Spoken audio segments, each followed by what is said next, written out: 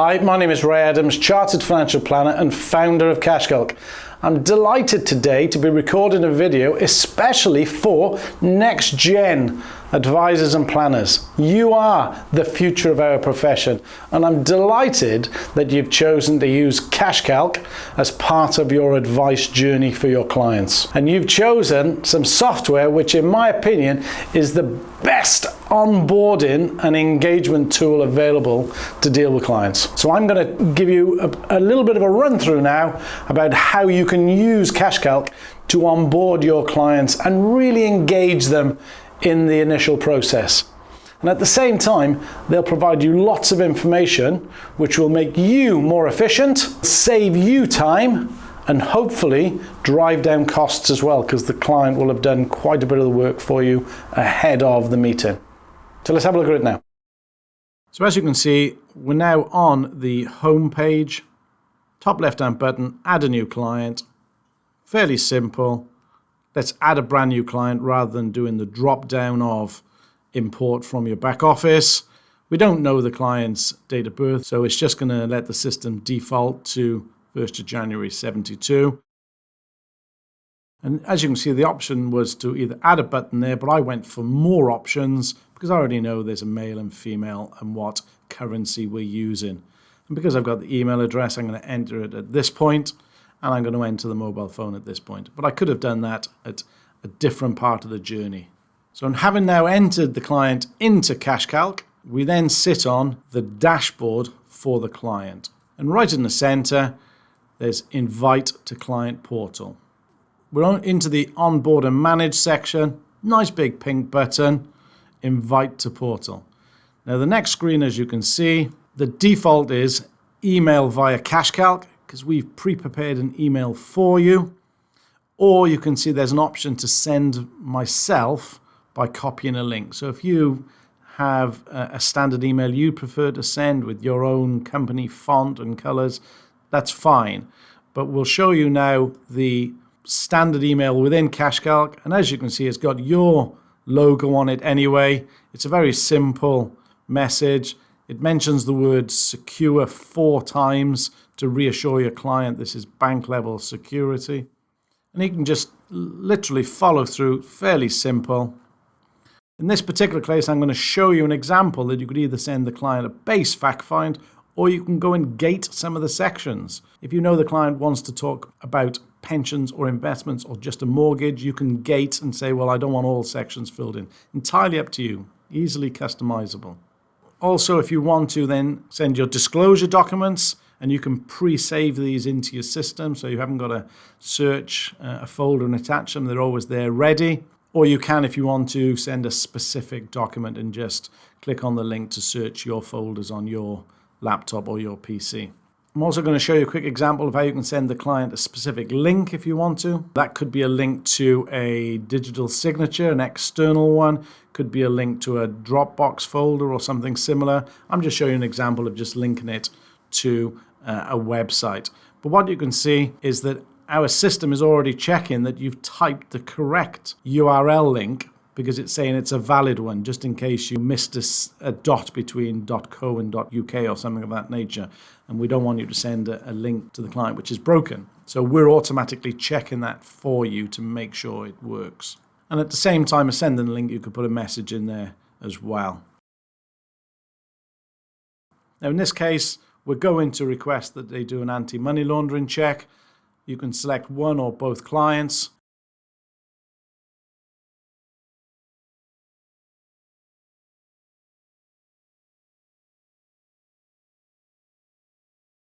So what I'm going to show you on the screen recording now is what the client will see when they click on the link.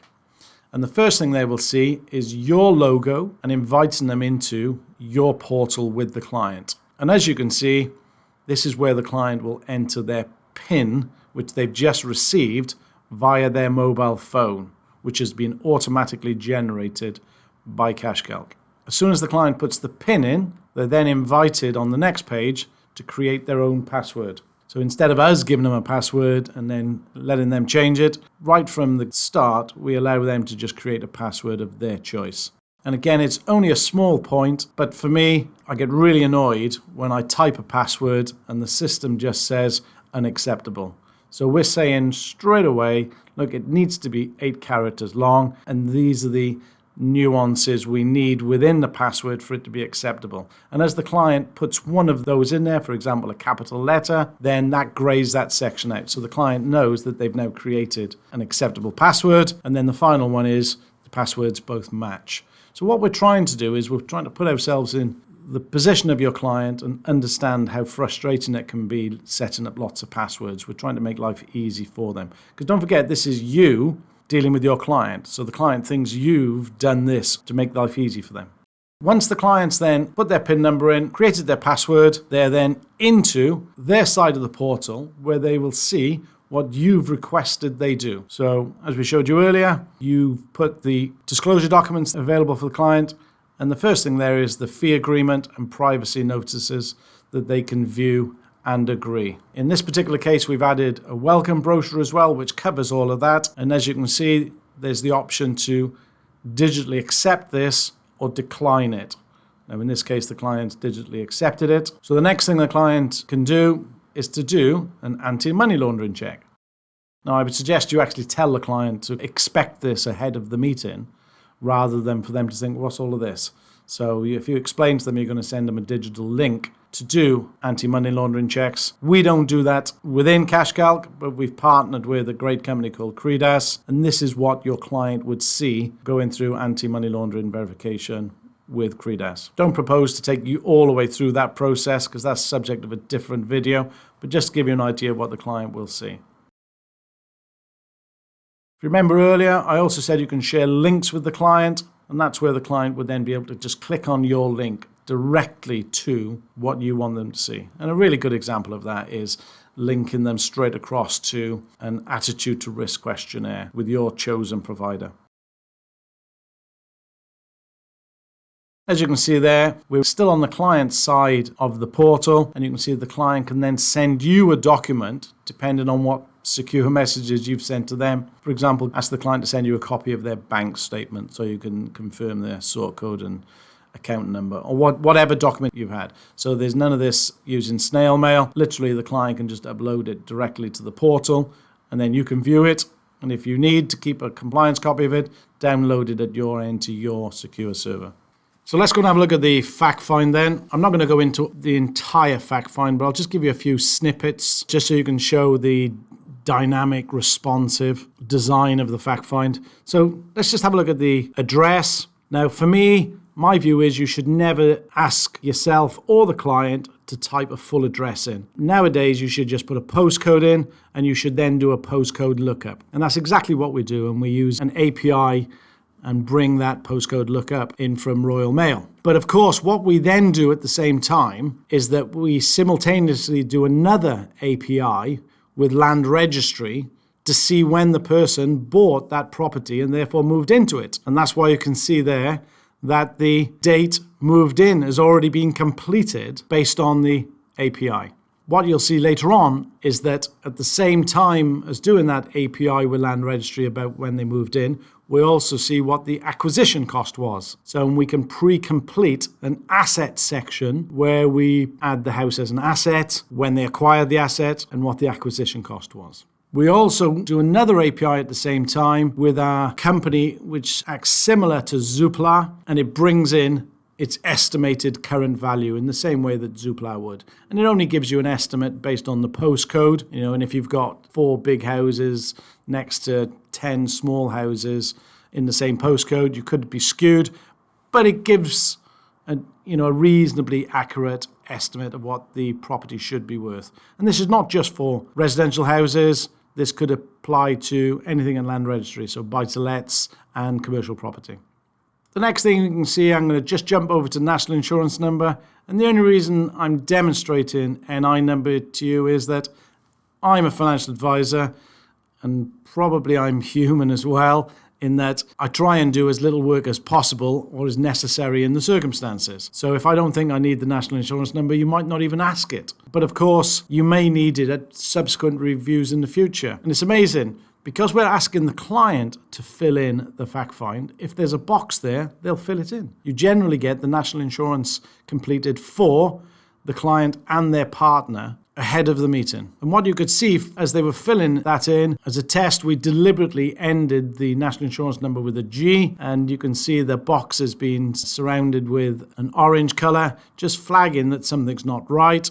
We don't want to put a computer says no, stop to the client, but we just want to flag something's not right. And as you guys probably know, a national insurance number has to be 2 letters followed by 6 digits, followed by a letter, which has to be A, B, C, or D. So I deliberately put that in wrong so you could see it's just flagging an incorrect format. The client could carry on, but you can just see that something's not right. I'll skip forward now to the health and protection section, where you can see we default the client's a non-smoker, but if they say I am a smoker, then it dynamically responds and asks more questions. What do you smoke? How many do you smoke a day? This is much better than posting a 58-page blank paper fact find out, of which 30 of the pages are not relevant, but you'd then be forcing your client to look at that paper, read the page, and then strike through it because it's not relevant.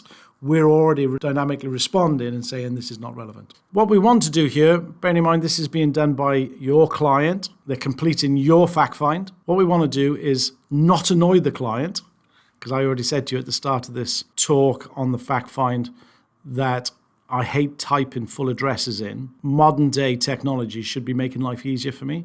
So the first thing is we don't want to annoy your client. We want to make life easier for them. And in fact, actually what I want to do is help to delight your client on your behalf.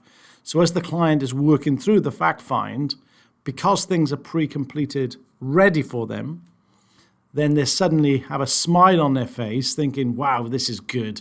And bear in mind, they're thinking you're good then because it's your fact find branded with your company name.